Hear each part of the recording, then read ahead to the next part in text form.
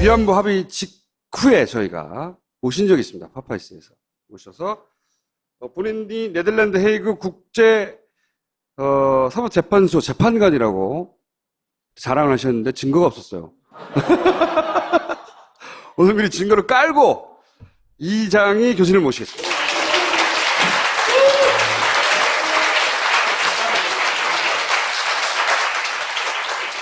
헤이그 국제상설중재재판소죠? 예. 네. 그때는 증거가 없어가지고 저희가 본인의 주장만 있는 것으로. 자, 또 있습니다. 증거. 사진을 2장을 보내셨어요. 견학을 가도 저런 포스로는 사진을 찍죠. 그러니까 이게 다른 사람이 없어가지고 견학일 수도 있어요. 견학. 저는 2006년도에 재판관에 임명돼서 6년씩에서 2018년 내년까지 제 임기인데 또 리뉴얼 될지 안 될지 모릅니다. 아직도 확실히 확인이 안 됐다. 복장을 다 입고 다른 사람과 앞에 함께 있는 사진을 다 하면은 억울하십니까? 예, 억울합니다. 여러분들 저 그림이 바로 국제 1899년 제1차 헤이그 평화회의 때 만들어진 국제상설중재재판소, 영어로 PCA, Permanent Court of Arbitration. 그 이후에 만들어진 것이 1945년 유엔 이후에 국제사법재판소, ICJ, International Court of Justice. 발음이 그렇게 좋지는 않은 것 같아요. 예. 역사는 이 1899년 제가 관계하는 국제상설중재재판소가는 그때 만들어져서 지금까지 계속하고 있고, 네. 1945년 유엔의 하나의 기구로 국제사법재판소 재판관이 15분이고 일본 사람 오와다 하야시가 들어가 있고요. 저는 그 국제사법재판소가 아니고 국제상설중재재판소. 아, 그렇군요. 네, 제 기억이 잘못됐군요. 국제상설중재재판소. 여러분 중재재판소, arbitration. 중재재판소의 요사이 좀 각광을 받는 것은 남중국해 사건과 관련해서 필리핀과 중국 네, 그 판결을 내렸죠. 그래서 필리핀이 승. 이겼죠. 네. 사실 필리핀의 배후에는 물론 직접적인 이해관계는 베트남, 인도네시아 뭐 여러 동남아국가 있지만 사실 뒤에는 미국이 있습니다. 미국이 작용했기 때문에 중국이 조금은 제가 봐서는 억울하게 진 재판이다. 중국을 견제하기 위해서 미국이 그렇죠. 뒤에서 영향력을 행사해서 바로 그 남사군도 남중국해는 석유, 광물 지하에 해저에 굉장히 많이 매장돼 있습니다. 경제적 이권이 관련돼 있군요. 그런 중요한 곳에 계셨던 분인데 오늘 모신 이유가 뭐냐면 워싱턴 포스트하고 인터뷰를 했어요. 위안부. 근데 처음으로 외신에다 대고 위안부 문제는 우리가 그 박근혜 정부 시절에 합의했던 건 우리 인정할 수 없다는 맥락의 이야기를 처음으로 한 거거든요. 위안부 합의는 국민에 의해서 피해자들에서 받아들이지 않고 있고 피해자들의 합의에 반대하고 있다. 그래서 일본이 자신의 행위에 대해 법적 책임을 인정하고 사과를 해야 된다. 근데 이 말이 위안부 전환정부의 합의를 인정하지 못한다는 얘기인 거죠. 끄떡끄떡만 하시면 어떡합니까?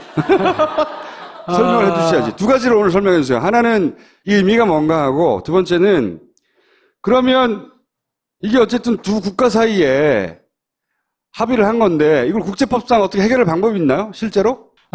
사실 이 위안부 합의를 비롯하여 식민지 과거사 문제에 대해서 일본 사람들이 한국 사람들을 비난하기를 한국은 꼴대를 자주 옮기는 나라다. 사과를 하고 나면 또 다른 사과를 하라 하고 계속 그런 사과를 요구를 한다. 지금도 그런 얘기를 하죠. 예. 국제사회에 그게 어느 정도 먹혀 들어가요.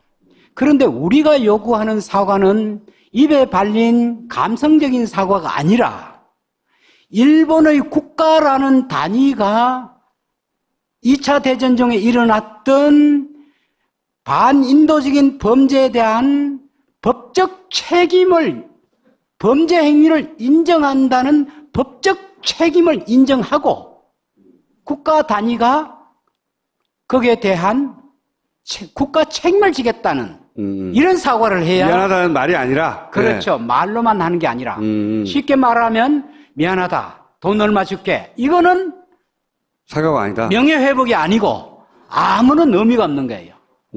여러분도 알다시피 이 위안부 합의 문제의 핵심의 국제사회 반응은 1998년 유엔 인권위 산하의 소위 차별 소위의 그 당시 특별보고관 여성 게이 맥두갈이라는 분이 바로 특별보고관으로서 한국 정부와 일본 정부, 한국의 피해자와 일본에 또 관련된 사람을 만나고 난 뒤에 유엔에 보고를 하기를 2차 대전 중에 일제 이해하여서 한국 여성에 가해진 이왔던 성적인 노예 행위는 전시중 국가에서 조직적으로 일어나는 반인도적 범죄다라고 보고를 했어요.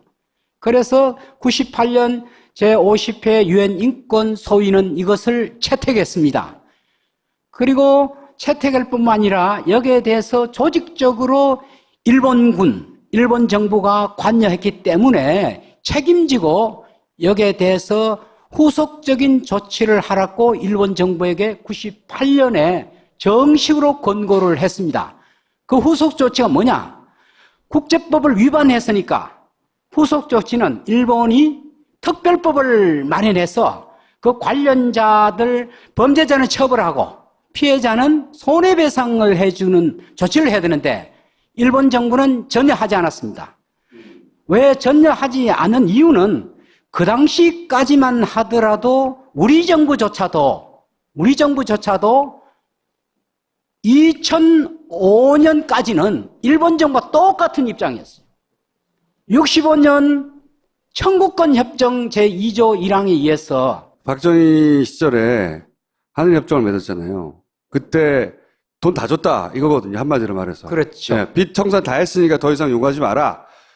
그랬던 거였고 일본은. 예. 그런데 2005년에 무슨 일이 벌어집니까? 2005년에 최초로 한국 정부에 의해서 51년에 65년까지 14년 동안에 청구권 협정을 비롯한 한일 협정 외교 문서가 공개됐습니다. 네. 과연 5억 불이라는 돈의 성격이 뭐냐? 네. 이것이 청구권 협정 제1조는 5조를 일본 정부 한국에 준다. 2조는 1조 5조로서 한국 정부와 국민 간의 채권, 채무, 과거에 있었던 모든 문제가 다 끝난다. 이겁니다.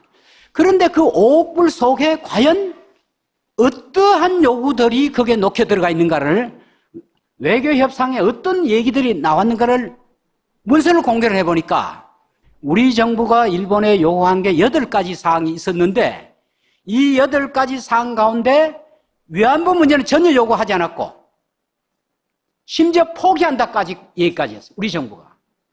그 다음에 원폭 문제도 들어가 있지 않고 산림교포 문제도 들어가지 않았다. 그래서 우리 정부가 2005년 문서 공개 이후에 우리 정부 입장이 선회했어요.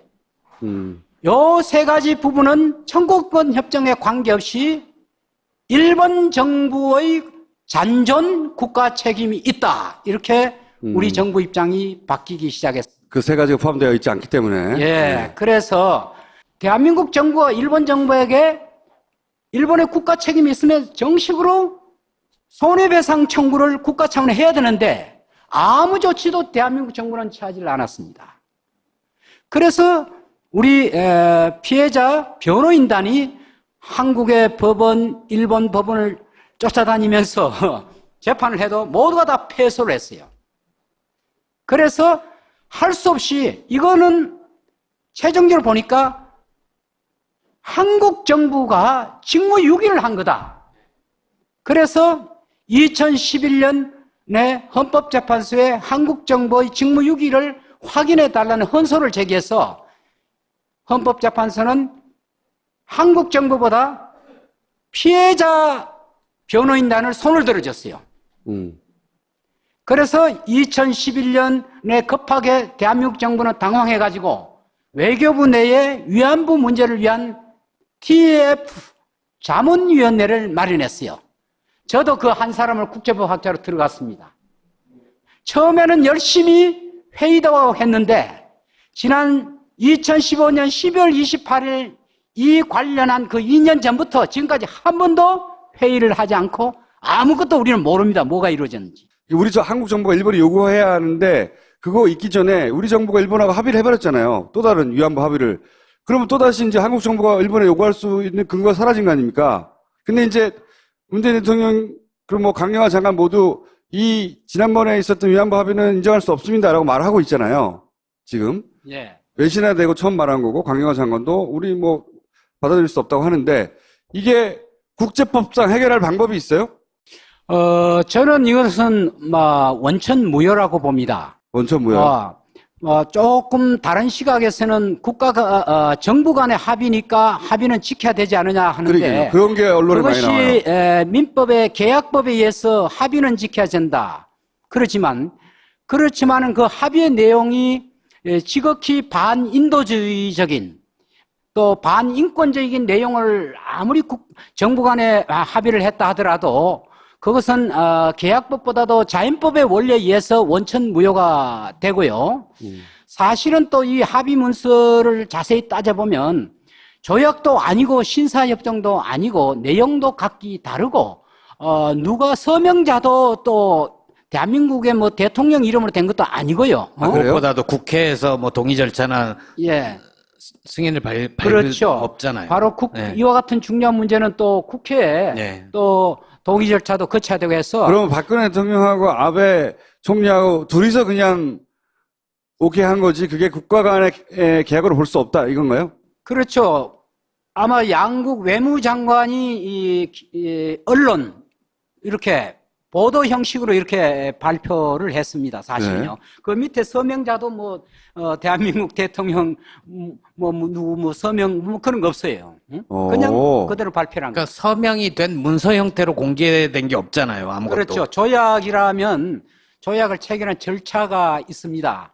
반드시 조약은 그 교섭 단계가 있어야 되고 그 다음에 서명 단계가 있어야 되고 또 비준 절차 이런 단계에 있는데 이런 절차 전혀 없고 이 과정이 전혀 투명하지도 않고.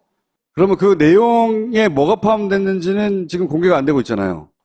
내용은 그 나와 있죠. 그 공개를 했으니까. 문제는 그 내용이 어떻게 해서 이 합의가 됐느냐 하는 그 과정을 과정이 공개가 안 됐구나. 민변이 정보 공개 요구를 했는데 네. 그것을 과거 정부가 아직 내놓고 있지 않죠. 예. 그럼 현 정부에서는 현 정부는 내놓을 가능성이 많겠죠, 이제는. 근데 그걸 보면 뭐 누가 무슨 얘기를 했다는 게 그거 다 적혀 있겠죠. 어떻게 해서 이게 합의가 됐다는 거. 만약에 대통령 관련된 부분이었으면 저쪽 기록원으로 넘겨버렸을 수 있어요. 국제법상 이거는 조약이라고 볼 수 없기 때문에 원천 무효라서 우리 국민들도 받아들이지 않기 때문에 지킬 필요가 없다 이렇게 선언해버리면 되는 겁니까? 피해자의 의견이 대단히 중요합니다.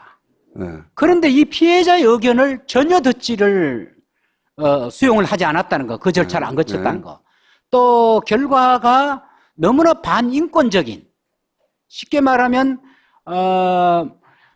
지난 수요일까지 1289차 우리 수요 집회가 있었습니다. 1289차 6월 28일 오늘이네요. 오늘까지. 이 할머니들이 인고의 세월을 이렇게 참아온 것은 수많은 돈과 많은 유혹을 뿌리치고 참아온 것은 명예의 회복입니다. 명예의 회복이란 것은 잘못을 한 사람들이 입에 발린 이런 사과성을 하는 게 아니라 법적으로 정말 이것이 불법행위다라는 것을 국가 단위가 인정해 달라는 거죠. 그런데 그런 행위를 하지 않고 그냥 그 과거의 문제를 돈 얼마로서 그냥 끝내자는 거죠. 그거를 박근혜 정부에서는 왜 했을까요?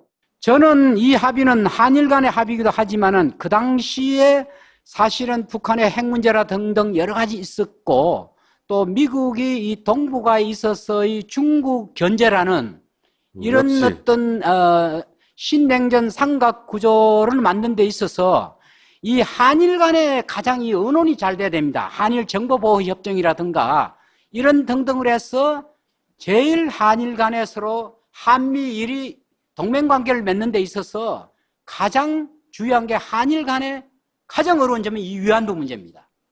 이 문제만 빨리 합의할 것 같으면 한미일, 미국의 중국을 견제하는 하나의 새로운 협력관계 진영 논리 이를 만드는 데 도움이 되기 때문에 새로운 생각 동맹을 맺는데 그렇죠. 미국이 일본을, 한국을 압력을 넣은 겁니다.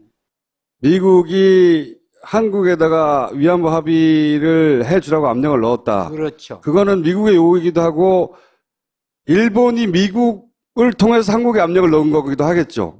그렇죠. 일본의 이해도 관철되는 거죠, 거기서. 그렇게 사실 해가지고. 아베 정부가 나타나서 가장 우리가 한일 관계 어려운 점이 두 가지인데 하나는 일본의 군사대국주의, 평화헌법 제9조를 비롯한 네. 하나는 과거사 문제에 있어서 식민지 근대화론을 비롯하여 일제 과거 식민지를 청산에 대해서 전혀 하지 않겠다는 그 두 가지 아닙니까? 네. 이 두 가지 문제에 대해서 우리의 우방인 미국이 취하는 입장은 첫 번째 군사대국주의 문제에 대해서는 북한의 핵 문제라든가 미사일 문제 때문에 한국 내에서도 미국의 입장에 대해서 감히 좀 반기를 못 들었어요. 그러나 미국이 일본의 식민지 과거 청산에 대해서 좀 소극적인 문제, 여기에 대해서 미국이 침묵을 지켜왔는데 2015년 3월 달입니까? 그때 미국의 웬디 셔만이라고 그 미국의 국무성에 이분이 식민지 문제에 있어서도 일본의 입장을 두둔하는 발언을 해서 한국에 상당히 그 당시 아마 여러분 무리를 일으킨 적이 과거가 발목을 잡는다고. 그렇죠. 식민지 문제에 그렇게 있어서도 표현했죠. 미국이 일본 편을 미래로 나아가야 된다. 그게 아베 정부가 들어와서 일어난 일이에요. 아베 정부가 말씀하셨다시피 전쟁을 할 수 있는 국가, 다시. 또 하나는 위안부 문제처럼 일본의 명예를 훼손시키는 과거를 지워버리는 작업을 했거든요. 그 일환으로 이 위안부 협정이 맺어졌는데 우리는 맺을 생각이 없고 맺어질 이유가 없는데 이제 미국의 압력으로 맺었다는 게 교수님의 분석이고 사실 전문가들의 분석이 그렇죠. 우리는 맺어줄 이유가 없잖아. 그런데 그게 일본의 이해가 녹아져 있다. 워싱턴에 일본의 이해가 녹아있는 그게 계속했지만 또 한 가지 더 하자면 사드 배치를 그 이후로 하면서 이제 로키드 마틴과 짬짬이를 누가 한 게 아닐까. 저는 거기를 대보고 싶은데. 그러니까 그 커미션을 먹었을 거라고 누군가가 의혹을 받고 있잖아요. 배치하는 과정에서. 그러면서 그걸 먹고 이 딜을 받아준 게 아닐까. 대통령한테 하라고 막. 90년대 이후에 이 국제사회는 탈식민지, 탈냉전으로 정신사적으로는 명백히 이렇게 가고 있는데 유독 이 한반도는 아직도 냉전의 구조 그리고 또 식민지의 그 아픔 또 분단의 아픔으로 이렇게 우리가 지금 고통을 72년 동안 받고 있습니다. 그래서 저는 이런 문제가 미국이나 외부의 문제도 있지만은 우리 내부에 모든 문제가 있다고 저는 생각합니다. 이 나라에 정말 제대로 된 신념 있고 철학 있고 열린 시각을 가진 정말 정치 지도자나 또 여러분과 저와 같은 사람들도 이 역사의 주체들이 정말 당당하게 그 역사의 시점에서 평화를 외치고 잘못됨을 정말 온몸을 던져서 우리가 거기에 대해서 몸을 바쳤느냐. 아까 우리 참 언론에서도 그와 같은 분도 계시지만은 대부분 체제에 그냥 적절하게 우리 김어준 선생님은 아주 좀 특별한 분입니다만은 그러나 여기 있는 우리 모두가 다 저는 동조를 한 게 아닌가 이렇게 생각되기 때문에 어떻게 해야 됩니까, 교수님? 국제법상 이거는 무효라고 문재인 대통령이 어디 유엔 앞에 가서 막 1인 시위해요?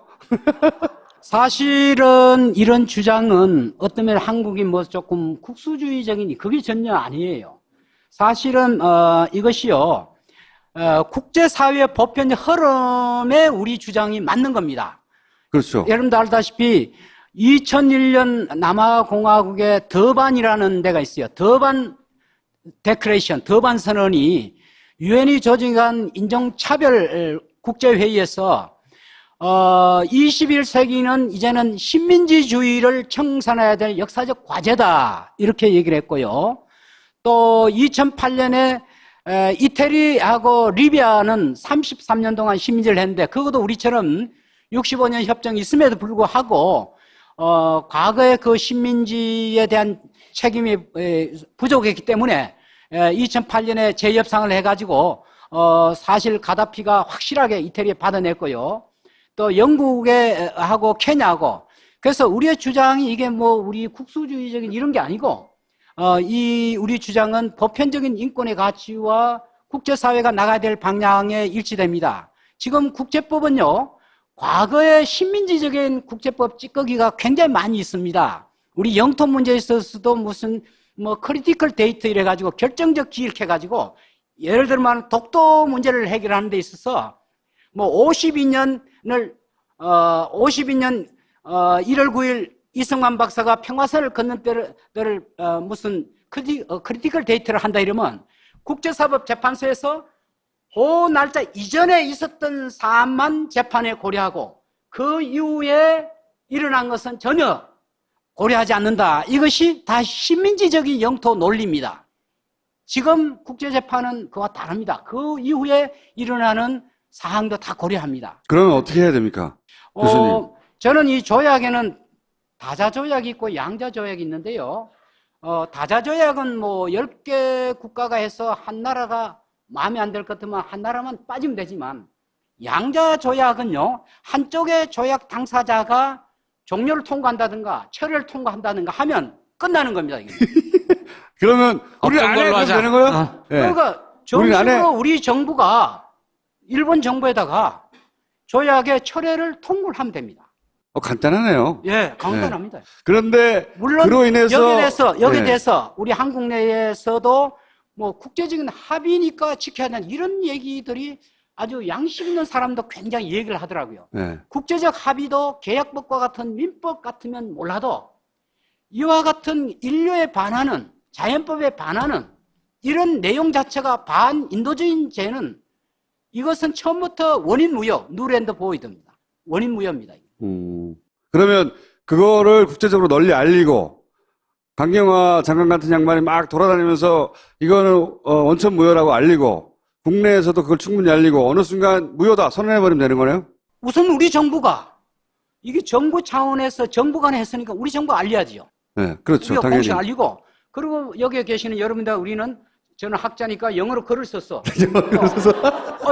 저는 영어로 벌써 이 글을 2편 썼습니다. 장문을 국제지에다 발표를 했고 그 다음에 미국의 주요한 프레스에 가서 기자회견도 하고 유럽에 가서 얘기를 하고 하면 정확하게 국제사회의 친구들에게 네트워크에서 알려야 됩니다. 그러면 이제 국제사회를 움직이는 것은 물리적인 힘 같지만 실질적으로 국제사회를 움직이는 것은 강한 국제 여론입니다. 이 대단히 중요합니다. 자, 그러면은 어떻게 해야 되는지 알았고요. 그럼 언제 시작하죠?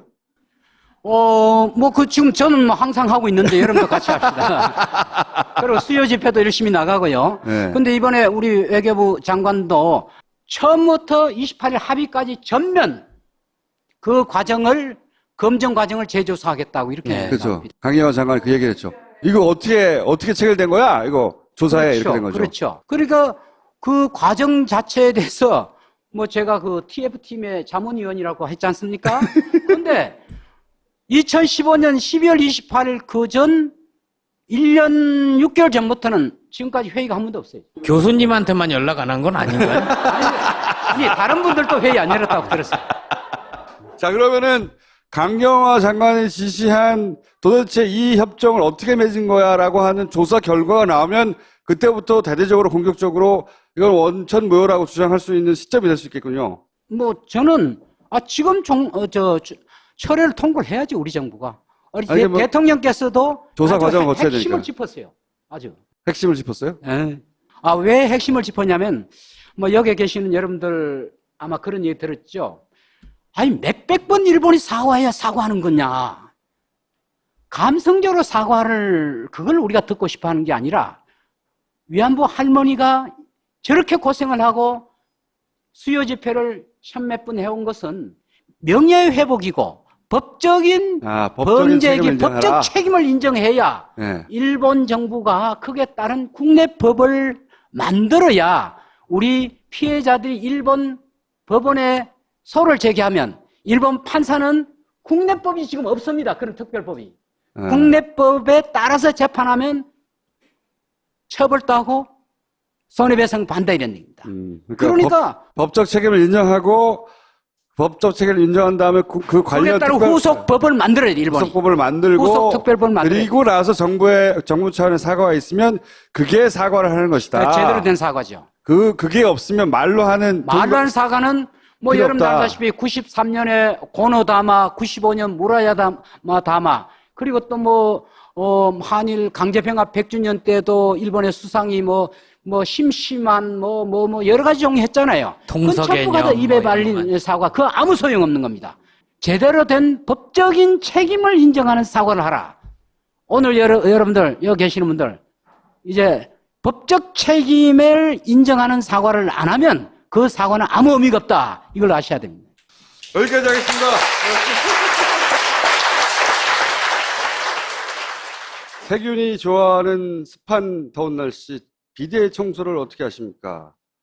애플 비대는 AS 기자분이 직접 방문해서 살균 소독해 줍니다. 프리미엄 렌탈 서비스 월 12,900원에 공짜는 아니군요. 네. 분해해서 내부까지 살균 소독을 해준다고 하는데 3개월은 받지 않는다고 합니다. 렌탈료를. 예, 애플 비대에게 맡겨주세요. 요즘 술 마시고 대리운전 안 부르는 것만큼 분노할 일이 생겼습니다. 세상에 술 마시고 대리운전 안 부르는 것 같은 소리를 하다니. 정권 교체가 된 현 시점에선 망발로 들립니다. 언제까지 술을 마셨지만 음주운전을 하지 않았다. 이런 말을 되풀이할까요? 상식이 통하는 세상은 언제 오는 것일까요? 술을 마셨으면 착한 콜 대리운전을 부르는 상식이 통하는 세상이 빨리 왔으면 좋겠습니다. 술자리 절대 강자. 숙취 해소제. 유명한 숙취 해소제. 숙취로 고생하는 분들에게 적극 추천합니다. 음주 전, 음주 중, 음주 후 3번 하는 건가요? 한 포씩 섭취하면 술 마신 다음날 정상적인 컨디션으로. 예. 믿기 어려우신 분들은 딴지마켓에 후기를 읽어보십시오. 구매하시면 5포를 무료로 증정하는 이벤트도 진행 중입니다. 다음은 마고마카요. 페루 산삼 마고마카. 지난 13년간 해발 4,400m에서 재배된 오리지널 마카를 꾸준히 소개해드리고 있습니다. 페루 산삼이란 말은 그냥 붙은 말이 아닙니다. 아니겠죠? 한번 마카를 심은 땅은 5년에서 8년 동안 휴경을 한답니다.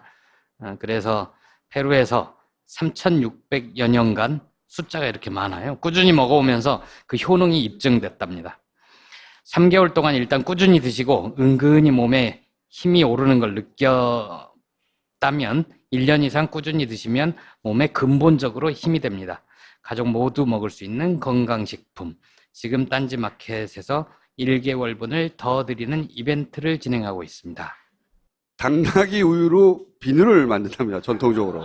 먹는 것도 아니고 딴지에서 해외 오가닉 제품을 찾고 있었거든요. 그 중에 처음으로 선정된 작품입니다. 이 선정된 이유가 아주 재밌는데 당나귀 우유 비누는 당나귀 우유에서 나올 거 아니에요? 그러면 당나귀 농장에 있을 거 아닙니까? 그 당나귀 농장에서 당나귀를 대량으로 공장처럼 키워서 자르는 줄 알았더니 그게 아니라 이 당나귀 농장은 방목 정도가 아니고 당나귀 하나하나마다 이름이 있어요. 반려 당나귀야. 피레네 산맥에서 이 당나귀를 풀어서 키우는데 대대로 거기서 우유를 짜는 거예요. 짜가지고 자기들이 좀 먹고 그래서 이 우유는 1년간 생산량이 딱 한정돼 있어요. 왜냐? 우유가 무한정 나오지 않을 거 아니에요. 그리고 공장 시스템이 아니니까 게다가 반려 당나귀라 다 이름이 있어요. 그래서 이 우유는 모모에서 나온 우유 다 있어. 그래서 당나귀를 안 잡아먹어.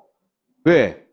반려 강아지를 안 잡아먹듯이 이 당나귀가 태어나서 같이 늙다가 죽는 거예요. 그러면 이 우유를 비누를 내가 써봤냐? 안 써봤어요. 안 써봤는데, 이번 주부터 일주일간 제가 써보고 다음 주에 말씀드릴게요. 그리고 그 우유 성분이 굉장히 높아서 이 물건은 유통기한이 따로 있어요. 비누인데. 우유 성분이 높아서 상해서 못 쓴답니다. 오래 있으면. 총수 쓰고 나서 효과 보면 내가 쓸게요. 제가 일주일 동안 써보고 다음 주 얘기할 텐데, 마켓에서는 이번 주 말부터 팔기로 저희 직원들은 써봐서 좋다고 하길래. 그래서 해외에서 소싱한 첫 번째 제품입니다. 제가 좋은 테스트 베드가 될 수 있는 것이 저는 특별히 샴푸도 쓰지 않고 비누로 막 하거든요. 로션도 쓰지 않고. 그래도 피부가 좋아요, 저는. 평생 로션을 써보지 않았어요, 저는 얼굴에. 진짜라니까. 아니, 그냥 자연스럽게 육수가 나와서 그러는 거 아니에요?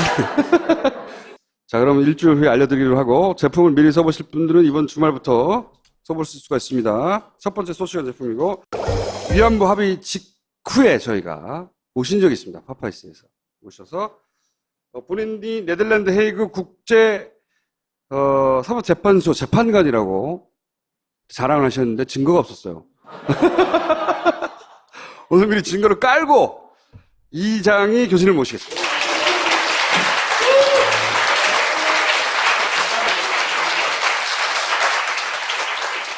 헤이그 국제상설 중재재판소죠?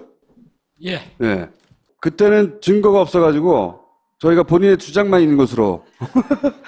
자, 또 있습니다. 증거. 사진을 2장을 보내셨어요. 견학을 가도 저런 포스로는 사진을 찍죠. 그러니까 이게 다른 사람이 없어가지고 견학일 수도 있어요. 견학.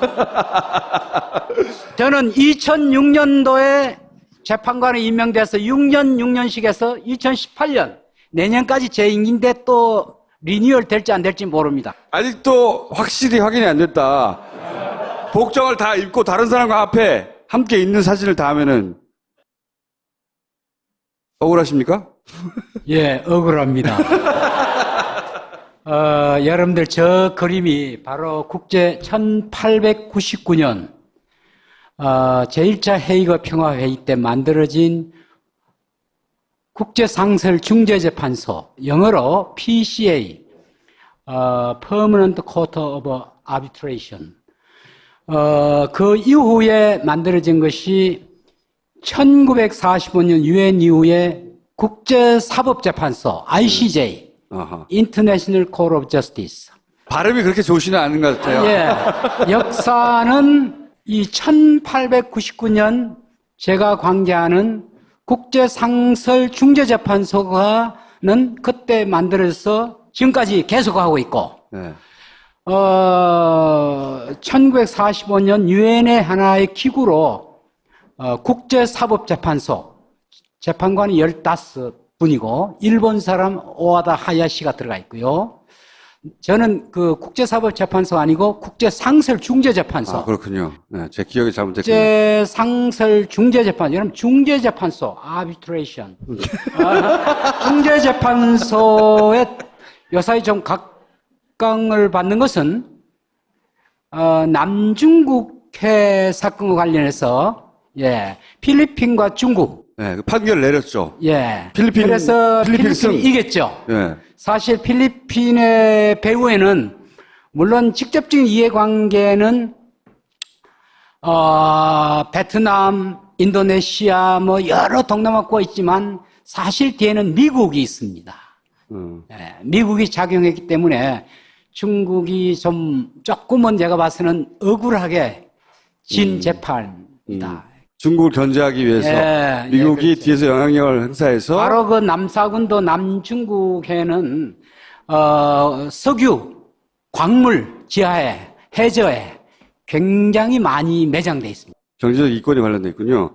그런 중요한 곳에 계셨던 분인데 오늘 모신 이유가 뭐냐면 워싱턴 포스트하고 인터뷰를 했어요. 위안부. 근데 처음으로 외신에다 대고 위안부 문제는 우리가 그 박근혜 정부 시절에 합의했던 건 우리 인정할 수 없다는 맥락의 이야기를 처음으로 한 거거든요. 위안부 합의는 국민에 의해서 피해자들에서 받아들이지 않고 있고 피해자들이 합의에 반대하고 있다. 그래서 일본이 자신의 행위에 대해 법적 책임을 인정하고 사과를 해야 된다. 근데 이 말이 위안부 전향정부의 합의를 인정하지 못한다는 얘기인 거죠. 끄떡끄떡만 하시면 어떡합니까? 설명을 해주셔야지. 두 가지를 오늘 설명해 주세요. 하나는 이 의미가 뭔가 하고, 두 번째는 그러면 이게 어쨌든 두 국가 사이에 합의를 한 건데 이걸 국제법상 어떻게 해결할 방법이 있나요? 실제로? 사실 이 위안부 합의를 비롯하여 식민지 과거사 문제에 대해서 일본 사람들이 한국 사람들을 비난하기를 한국은 꼴대를 자주 옮기는 나라다. 사과를 하고 나면 또 다른 사과를 하라 하고 계속 그런 사과를 요구를 한다. 지금도 그런 얘기를 하죠. 예. 국제사회에 그게 어느 정도 먹혀 들어가요. 그런데 우리가 요구하는 사과는 입에 발린 감성적인 사과가 아니라 일본의 국가라는 단위가 한국 정부보다 피해자 변호인단을 손을 들어줬어요. 그래서 2011년에 급하게 대한민국 정부는 당황해가지고 외교부 내에 위안부 문제를 위한 TF 자문위원회를 마련했어요. 저도 그 한 사람을 국제법학자로 들어갔습니다. 처음에는 열심히 회의도 했는데 지난 2015년 12월 28일 이 관련한 그 2년 전부터 지금까지 한 번도 회의를 하지 않고 아무것도 우리는 모릅니다. 뭐가 이루어졌는지. 우리 한국 정부가 일본이 요구해야 하는데 그거 있기 전에 우리 정부가 일본하고 합의를 해버렸잖아요. 또 다른 위안부 합의를. 그러면 또다시 이제 한국 정부가 일본에 요구할 수 있는 근거가 사라진 거 아닙니까? 근데 이제 문재인 대통령 그리고 뭐 강경화 장관 모두 이 지난번에 있었던 위안부 합의는 인정할 수 없습니다라고 말하고 있잖아요. 지금. 예. 외신화되고 처음 말한 거고 강경화 장관도 우리 뭐 받아들일 수 없다고 하는데 이게 국제법상 해결할 방법이 있어요? 저는 이것은 원천 무효라고 봅니다. 원천 무효. 조금 다른 시각에서는 국가가 정부 간의 합의니까 합의는 지켜야 되지 않느냐 하는데 그러게요. 그런 게 언론에 많이 나와요. 그것이 민법의 계약법에 의해서 합의는 지켜야 된다. 그렇지만은 그 합의의 내용이 지극히 반인도주의적인 또 반인권적인 내용을 아무리 정부 간에 합의를 했다 하더라도 그것은 계약법보다도 자연법의 원리에 의해서 원천 무효가 되고요. 사실은 또 이 합의 문서를 자세히 따져보면 조약도 아니고 신사협정도 아니고 내용도 각기 다르고 누가 서명자도 또 대한민국의 뭐 대통령 이름으로 된 것도 아니고요. 무엇보다도 국회에서 뭐 동의 절차나 예. 승인을 받을 그렇죠. 없잖아요. 바로 네. 이와 같은 중요한 문제는 또 국회에 네. 또 동의 절차도 거쳐야 되고 해서 그러면 박근혜 대통령하고 아베 총리하고 둘이서 그냥 오케이 한 거지 그게 국가 간의 계약으로 볼 수 없다 이건가요? 그렇죠. 아마 양국 외무장관이 이 언론 이렇게 보도 형식으로 이렇게 발표를 했습니다. 사실은요. 네. 그 밑에 서명자도 대한민국 대통령 이거거든요. 한마디로 말해서. 그렇죠. 네, 빚 청산 다 했으니까 더 이상 요구하지 마라. 그랬던 거였고 일본은. 예. 그런데 2005년에 무슨 일이 벌어집니까? 2005년에 최초로 한국 정부에 의해서 51년에 65년까지 14년 동안에 청구권 협정을 비롯한 한일 협정 외교 문서가 공개됐습니다. 네. 과연 5억 불이라는 돈의 성격이 뭐냐? 네. 이것이 청구권 협정 제1조는 5조를 일본 정부가 한국에 준다.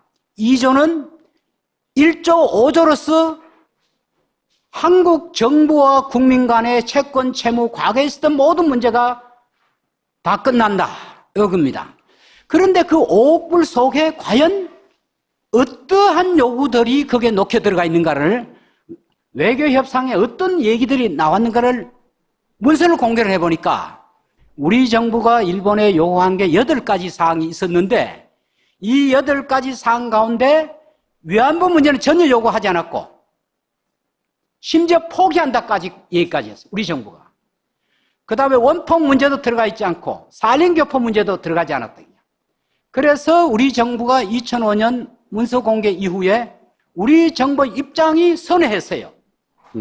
요 세 가지 부분은 청구권 협정에 관계없이 일본 정부의 잔존 국가 책임이 있다. 이렇게 우리 정부 입장이 바뀌기 시작했어요. 그 세 가지가 포함되어 있지 않기 때문에. 예. 그래서 대한민국 정부가 일본 정부에게 일본의 국가 책임이 있으면 정식으로 손해배상 청구를 국가 차원에 해야 되는데 아무 조치도 대한민국 정부는 취하지 않았습니다. 그래서 우리 피해자 변호인단이 한국의 법원, 일본 법원을 쫓아다니면서 재판을 해도 모두가 다 패소를 했어요. 그래서 할 수 없이 이거는 최종적으로 보니까 한국 정부가 직무유기를 한 거다.